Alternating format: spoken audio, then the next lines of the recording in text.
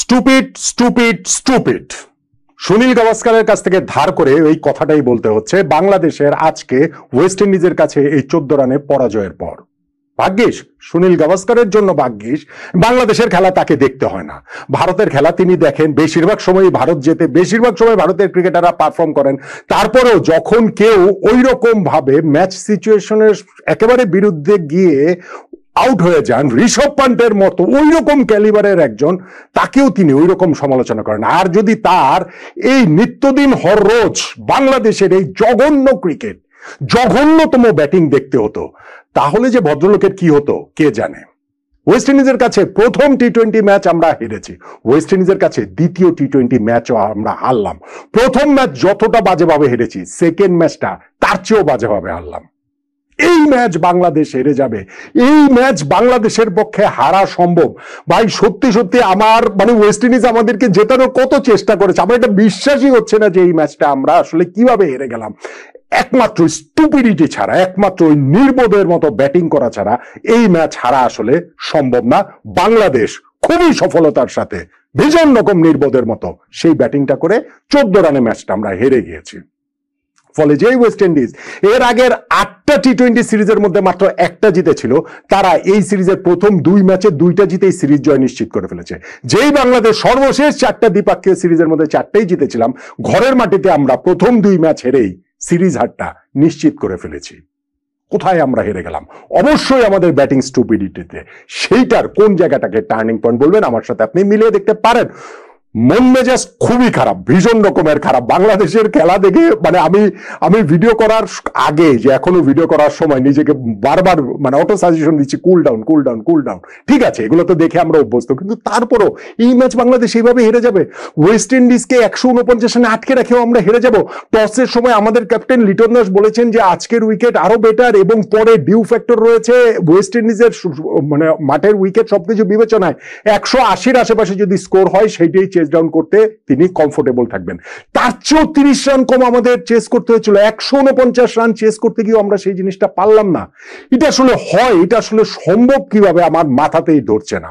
প্রথম ম্যাচে হারের পর আমাদের তানজিম হাসান সাকিব, যিনি দলের টপ স্কোরার ছিলেন, বোলার হয়ে টপ স্কোরার ছিলেন, তিনি প্রেস কনফারেন্সে এসে বলেছিলেন পাওয়ার প্লেতে যদি আমরা উইকেট না হারাতাম, 4টা জায়গায় যদি অন্তত 2টা উইকেট হারাতাম, তাহলে আমরা এই ম্যাচ জিততাম, সহজেই আমরা জিততাম। হ্যাঁ, আমরা ওই ম্যাচে 165 তারার ক্ষেত্রে এটা বলছিলেন তানজিম সাকিব। আজকের ম্যাচে তার চেয়েও 15 রান কম ওয়েস্ট ইন্ডিজ করেছে, 16 রান কম করেছে, 149। এবং সেইখানে পাওয়ার প্লেতে তো আমরা মাত্র 1টা উইকেট হারিয়েছিলাম, 1 উইকেটে আমাদের 37। কিন্তু এরপরে গিয়ে 10 ওভার শেষে আমাদের 2 উইকেটে 65, শেষ 10 ওভারে আমরা 85 রান আরো নিতে পারিনি, হাতে 8 উইকেট নিয়ে। হ্যাঁ, 15 ওভার শেষে আমাদের 101 3 উইকেটে 7 উইকেট হাতে নিয়ে আমরা ওই জায়গা থেকে 50 রান নিতে পারি নাই। 5 ওভারে 50 রান, 7 উইকেট হাতে নিয়ে ব্যাটিং সহায়ক উইকেটে যদি না নিতে পারে, তাহলে এই টি-20 খেলা আসলে অর্থহীন, স্রেফ অর্থহীন। আমরা জিতবো হয়তো মাঝে সাঝে, কিন্তু এটা আসলে এটা কোনো মিনিংই ক্রিয়েট করে না। দেখেন, 5 ওভারে দরকার 50 রান, হাতে রয়েছে 7 উইকেট, ক্রিজে সেট ব্যাটসম্যান আমাদের তানজিদ তামিম। জাকের আলী অনেককে অবশ্য সেট ব্যাটসম্যান বলার উপায় নাই, যাই হোক, তিনি এই ম্যাচে একাদশে এসেছেন, কারণ প্রথম থেকে তিনি স্ট্রাগল করছিলেন। সেই তানজিদ তামিম আর জাকের আলী 2টা ওভার থেকে তারা ওই 16 আর 17 নম্বর ওভার থেকে তারা 17 রানের বেশি নিতে পারলেন না। ফলে লাস্ট 3 ওভারে 33 রানের প্রয়োজনে তার সামনে এসে আমরা দাঁড়ালাম। তাও তো ভাই 18 বলে 33 রান, হাতে 7 উইকেট, আমরা পারবো না।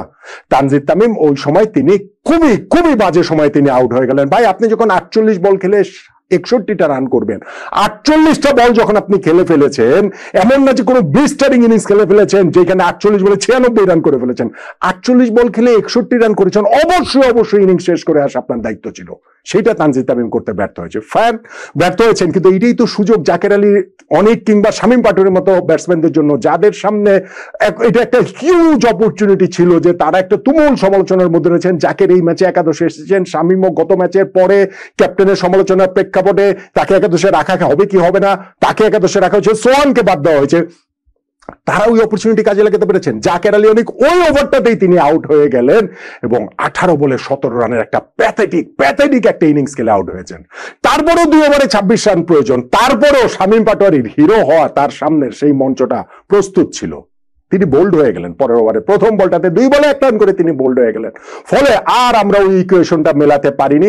ফাইনালি গিয়ে আমরা এই ম্যাচটা 135 রানে আটকে গিয়ে হেরে গিয়েছে, লাস্ট ওভারে আমাদের 21 রান দরকার ছিল, সেটা আমরা কোত্থেকে করব?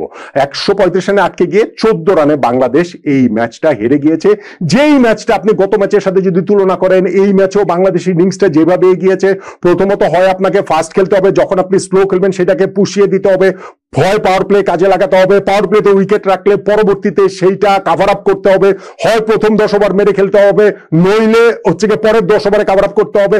শেষ 5 ওভারেও যে কোশ্চেন ছিল আমরা কোনোটাই করতে পারিনি, আমরা অ্যাবসলিউটলি কোনোটাই আসলে করতে পারিনি, এবং সেই কারণে আমরা এই ম্যাচটা হেরে সিরিজ হেরে গিয়েছে। ওয়ারেজ আমাদের বোলাররা কি ট্রিমেন্ডাস একটা ফাইট ব্রেক করেছিলেন। আপনি দেখেন ওয়েস্ট ইন্ডিজের তো ভাই এই ম্যাচে 200 রান হওয়ার কথা ছিল। আমাদের ক্যাপ্টেন লিটন দাস যে বলেছিলেন 180-এর আশেপাশে স্কোর তারা করতে পারলেই তিনি হ্যাপি হবেন, এবং ওয়েস্ট ইন্ডিজের ক্যাপ্টেনও বলছিলেন যে 180 থেকে 200 রান অসম্ভব, সেটা তো তারা খালি খালি বলেননি। পাওয়ার প্লেতে ওয়েস্ট ইন্ডিজ 1 উইকেটে তারা 50 রান তুলে ফেলেছিল, যে তাসকিন শুরুতে কিংকে আউট করে দিয়েছেন, বেন্ডন কিং যাকে প্রথম বলে ইনফ্যাক্ট তিনি আউট হতে পারতেন ইনিংসের, লিটন দাস ক্যাচ না ফেলে, যাক ওটা আমাদের জন্য কস্টলি হয়নি, 1 রান করে তিনি তাসকিনের বলে আউট হয়ে গেছেন। কিন্তু সেকেন্ড উইকেট পার্টনারশিপে ওই জায়গাটাতে সেই হব এবং আলী কাথানেস তারা পাওয়ার প্লে শেষ করেছে 1 উইকেটে 50 রানে, 10 ওভার শেষ করেছে 1 উইকেটে 94 রানে। 11 নম্বর ওভারে গিয়ে ওয়েস্ট ইন্ডিজের দলীয় স্কোর 100 পেরিয়ে গেছে, আথানেস হোপ দুজনের স্কোর 50 পেরিয়ে গেছে, ফলে 200 রান তো মিনিমাম ওয়েস্ট ইন্ডিজ তো করবেই, করারই কথা ছিল। ওই জায়গাটাতে আমাদের বোলাররা ফিল্ডার একটা ট্রিমেন্ডাস কামব্যাক দিয়েছেন।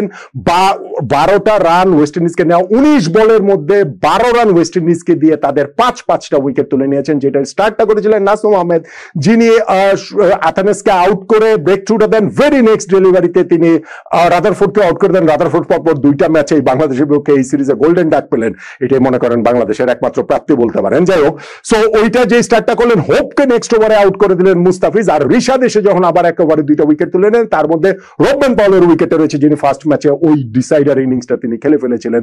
ফলে বাংলাদেশের ওই জায়গায় 19 বলের মধ্যে 12 রান দিয়ে 5 উইকেট নিয়ে একটা ট্রেমেন্ডাস কামব্যাক হলো, এবং সেইখান থেকেও কিন্তু ওয়েস্ট ইন্ডিজ শেষ 5 ওভারেও রিকভার করতে পারেনি। ওইখানে তারা আর মাত্র 30 রান নিতে পেরেছে। লাস্ট ওভারে ইনফ্যাক্ট মুস্তাফিজ 2টা উইকেট নিয়েছেন, একটা রান আউট হয়েছে, 3টা উইকেট ওই ওভারে পড়েছে, ফলে ওয়েস্ট ইন্ডিজ 149 রানে আটকে গিয়েছে। যেই ম্যাচের শুরুতে বাংলাদেশের ক্যাপ্টেন বলেছেন 180 তারা করলেও তিনি খুশি থাকতেন, এবং ওয়েস্ট ইন্ডিজের ইনিংসটা মাঝ পথে 200-র দিকে ছুটছিল, সেইখানে 149-এ তাদের আটকে রেখে 200 রান মানে 150 রানের টার্গেট আমরা অ্যাচিভ করতে পারবো না, এটা হয়। আর ওয়েস্ট ইন্ডিয়ান তো আমাদের যথেষ্ট সহায়তা করেছে, ক্যাচের পর ক্যাচ ফেলে সহায়তা করেছে, আমরা সেই জিনিসটা কি কাজে লাগাতে পেরেছি? আমরা পারি নাই। সাইফ হাসানের ক্যাচ 3 রানে পড়েছে, তিনি 5 রান করে আউট হয়ে গিয়েছেন। তাওহিদ লিটন দাসের ক্যাচ 20 রানে পড়েছে, তিনি 23 রান করে আউট হয়ে গিয়েছেন। তাওহিদের ক্যাচ 5 রানে পড়েছে, তিনি 12 রান করে আউট হয়ে গেছেন। তানজিদ তামিমের ক্যাচ 44 রানে পড়েছে, তিনি 61 রানে আউট হয়েছেন। তার চেয়ে বড় ক্রিকেটীয় অপরাধ যেটা, ম্যাচ তিনি শেষ করে আসতে পারেননি। ফলে এই ম্যাচটা তো আমরা ওই লিটন দাস আগের ম্যাচে শামীম পাটোয়ারির ব্যাটিং নিয়ে যখন তুমুল হতাশা প্রকাশ করেছিলেন, তিনি যে ভীষণ আপসেট সেটা বলেছিলেন এবং তার রেসপন্সিবিলিটি নিয়ে প্রশ্ন তুলেছিলেন। এই ম্যাচে বাংলাদেশের পুরো ব্যাটিং ডিপার্টমেন্ট, সব ব্যাটসম্যানদের রেসপন্সিবিলিটি নিয়ে ডেফিনেটলি প্রশ্ন তোলার সুযোগ রয়েছে। আর ম্যাচটা আমরা তাহলে হেরে গেলাম কোথাও। টার্নিং পয়েন্টের কথা যদি বলতে বলেন, তাহলে ভাই আমি সবকিছুর বড় বলবো, ওয়েস্ট ইন্ডিয়ানরা আমাদেরকে এতগুলা ক্যাচ ফেলে আমাদের জেতার মতো একটা মঞ্চ প্রস্তুত করে দিয়েছিল। আমরাই ইচ্ছা করে এই ম্যাচটা জিতি নাই। শেষ 5 ওভারে 50 রান প্রয়োজন, হাতে 7 উইকেট নিয়ে ওইখান থেকে বাংলাদেশের অবশ্যই ম্যাচ জেতা উচিত ছিল। আমরা ওইখান থেকে সবকিছু গুবলেট করে ফেলেছি। প্রথমত 16-17 নম্বর ওভারে মাত্র চার্জ না করে মাত্র 17 রান দিয়ে শেষ 3 ওভারে 33 রানের ইকুয়েশনের সামনে নিজেদের দাঁড় করিয়েছি।